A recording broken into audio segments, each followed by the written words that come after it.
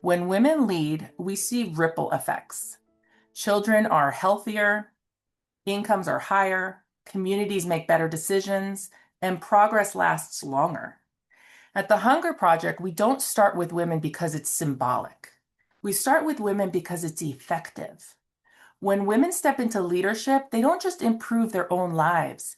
They change norms, strengthen institutions, and inspire others to lead.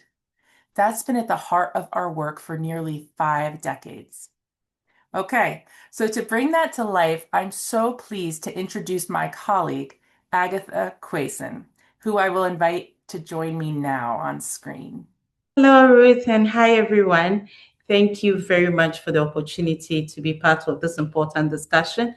And I'm really excited and honored to share how women are driving change in the various communities that we are working in. So thank you again.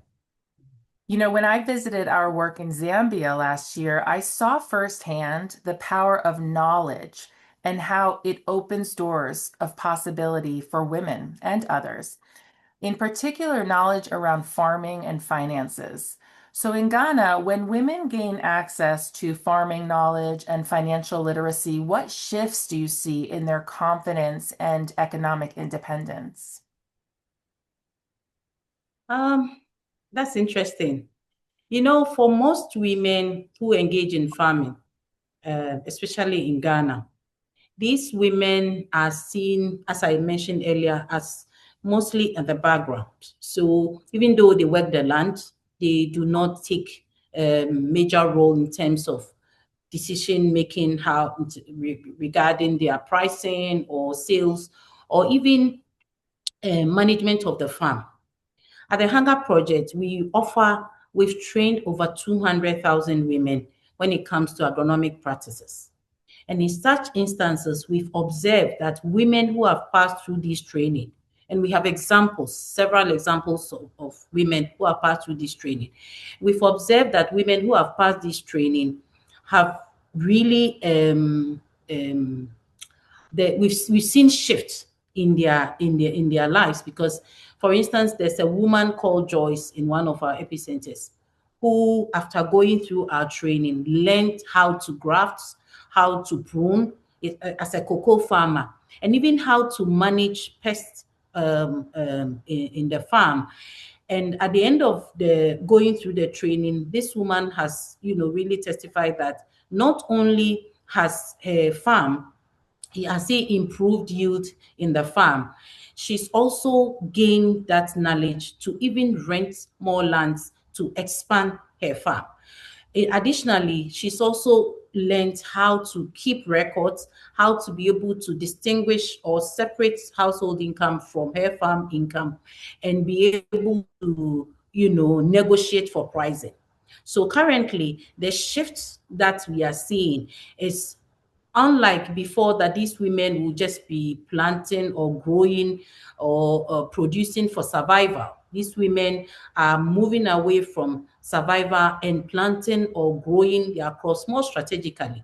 They are also not looking at only producing or growing crops for only family consumption, but they are also looking more at farming as business, where they are looking to export, growing to export. So this has moved a lot of women from dependency mode to more decision-making mode, because now, because they are able to contribute to the financial pot of the house, their voices are being heard and the status in their lives have changed. If you see Joyce, for instance, not only was she able to expand her farm as a cocoa farmer, she's also been able to save and even build a house which she's renting to teachers and farmers that come to work in the community. So now Joyce, like many others, are not being seen as just smallholder farmers, but they are being seen as entrepreneurs as a whole. So I believe that, yes, we are absolutely seeing a shift in their confidence and in their negotiation skills, records keeping, as well as, business mindset when it comes to their farming business. So when we marry financial literacy with best agronomic practices. It goes a way to improve the farming system for these women. Yeah. Wow, that is so powerful to see that shift from survival to strategy and becoming entrepreneurs and providers. What shifts do you see, Agatha, when women are empowered as decision makers?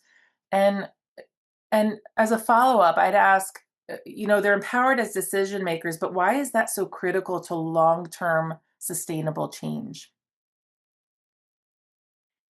Thank you, Ruth. This is a very good question. I'd like to, in Ghana, we have a quote by one of the profound educators, and we see him as he's called educators and also gender advocate. He was called Dr. James Quigley Agri. And he once said, and I quote, if you educate a man, you educate an individual.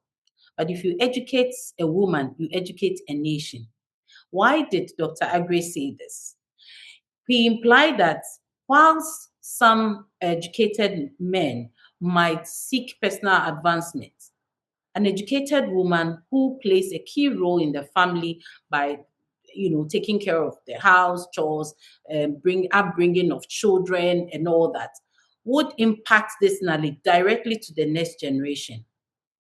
We at the Hunger Project, as you earlier mentioned, one of our pillars is to start with women.